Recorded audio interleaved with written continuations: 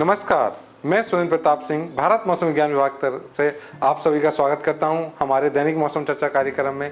आज 17 नवंबर 2023 को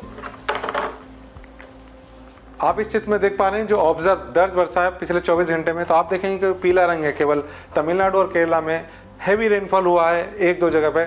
आप देख रहे हैं जो मैक्सिमम अमाउंट रेनफॉल है तमिलनाडु में 10 सेंटीमीटर और केरला में भी 10 सेंटीमीटर रेनफॉल देखी गई है।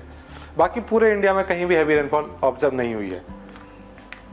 और मैं आज के मुख्य बिंदु की बात करूं तो जो कल का डीप डिप्रेशन था आज सुबह चक्रवात में बदल गया है, मैथिली जिसका नाम है, और अभी उत्तर पश्चिम और उससे सटे हुए उत्तर पूर्वी बंगाल की खाड़ी में है, जो आज रात के लगभग रात में बांग्लादेश तट के पास खेपुपुरा के पास 60 से 70 किलोमीटर प्रति घंटा से लेकर 80 किलोमीटर प्रति घंटा की रफ्तार से टकराने की संभावना है। इसी के साथ साथ एक ताज़ा पूर्वी लहर के कारण 19 और 20 तारीख को तमिलनाडु और केरला में आइसोलेटेड हैवी रेनफॉल होने की संभावना है। और अगर मैं मौसम मेडल या सिनोप्टिक सिस्टम की बात करूं तो आप देख पा रहे हैं कि जो साइक्लोन की स्टॉर्म मैथिली है वो अभी north east and adjoining north west bay of Bengal में है, और एक साइक्लोनिक सर्कुलेशन हमारा south west bay of Bengal में। इन दोनों के बीच में एक ट्रफ भी है जो लोअर ट्रोपोस्फियर लेवल पर है। इसी के साथ साथ एक नया साइक्लोनिक सर्कुलेशन आप देख पा रहे हैं साउथ अंडमान सी में है, जो मिड ट्रोपोस्फियर लेवल तक देखा जा सकता है। अगर मैं अब साइक्लोन की बात करूं, चक्रवात की बात करूं, तो आप देख पा रहे हैं कि अभी जो चक्रवात है, चक्रवात की जो पोजीशन है देख रहे हैं 20.8 20.8 नॉर्थ है लैटिट्यूड और 89.0 लॉन्गिट्यूड है, और 250 किलोमीटर ईस्ट नॉर्थ ईस्ट है पारादीप से, और 180 किलोमीटर ईस्ट साउथ ईस्ट है दीघा से, और 180 किलोमीटर ही साउथ वेस्ट है खेपुपुरा बांग्लादेश से। और आप देख पा रहे हैं कि अभी जो इंटेंसिटी है वो साइक्लोनिक स्टॉर्म की है, और जो अभी रात तक साइक्लोनिक स्टॉर्म रहेगा, और रात में साइक्लोनिक स्टॉर्म चक्रवात की तरह ही बांग्लादेश के तट पर टकराएगा।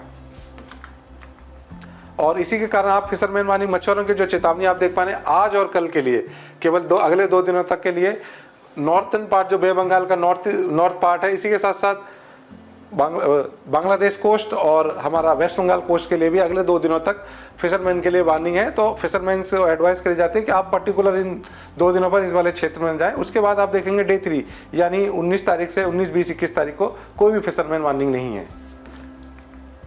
और अब मैं भारी वर्षा की बात करूं तो आप यहां देख पा रहे हैं कि आज सिस्टम जब मूव करेगा तो उसके कारण एक्सट्रीमली हैवी यानी 21 सेंटीमीटर से ज़्यादा बारिश होने की संभावना है त्रिपुरा और मिजोरम में। उसी के साथ साथ heavy to very heavy rainfall Nagaland Manipur में होने की संभावना है, और आसाम और मेघालय में भी हैवी रेनफॉल केवल होने की संभावना है, जो 7 सेंटीमीटर से ज़्यादा होगी और 11 सेंटीमीटर से कम होगी। इसी के साथ साथ तमिलनाडु और अंडमान निकोबार में भी आज हैवी रेनफॉल देखी जा सकती है। और मैं कल की बात करूँ यानी 18 तारीख की, तो आप देख पा रहे हैं कि जो इंटेंसिटी है साइक्लोन की वो खत्म हो जाएगी, लेकिन फिर भी नागालैंड मणिपुर मिजोरम त्रिपुरा में हैवी रेनफॉल होने की संभावना है 1-2 स्टेशन पे। इसी के साथ साथ आपका अंडमान निकोबार में भी हैवी रेनफॉल होने की संभावना है डे 2 में। अब मैं डे 3 यानी 19 और 20 तारीख की बात करूं तो आप देख पा रहे हैं कि जो नया फ्रेश ईस्टर्ली वेव आ रही है उसके कारण तमिलनाडु और केरला में 19 और 20 तारीख को हैवी रेनफॉल आइसोलेटेड प्लेसेस पर होने की संभावना है, और डे 5 यानी 21 तारीख को पूरे भारत में कहीं भी हैवी रेनफॉल होने की संभावना नहीं है। और अब मैं बात करूं त्रिपुरा की, तो आप देख पा रहे हैं आज और कल के लिए डिस्ट्रिक्ट वाइज वार्निंग मैं बात कर रहा हूं। तो आप देखेंगे जो लाल कलर है स्पेशली जो साउदर्न पार्ट है, दक्षिणी हिस्सा है जो त्रिपुरा का, वहां एक्सट्रीमली हैवी रेनफॉल यानी 21 सेंटीमीटर से ज्यादा रेनफॉल होने की संभावना है। और जो ऑरेंज कलर है जो ये नारंगी रंग है वहां दिखा रहा है heavy to very heavy rainfall यानी 11 सेंटीमीटर से ज्यादा और 20 सेंटीमीटर से रेनफॉल होने की संभावना है आज के लिए। और कल की बात करूं तो आप देख पा रहे हैं कि पूरे त्रिपुरा के लिए और येलो कलर है यानी आइसोलेटेड प्लेसेस पे हर डिस्ट्रिक्ट में हैवी रेनफॉल होने की संभावना है। इसी के साथ साथ आज विंड चलने की भी संभावना है। आज और कल के लिए आप देख पा रहे हैं 30 से 40 गस्टिंग 50 किलोमीटर आइसोलेटेड पे देखी जा सकती है।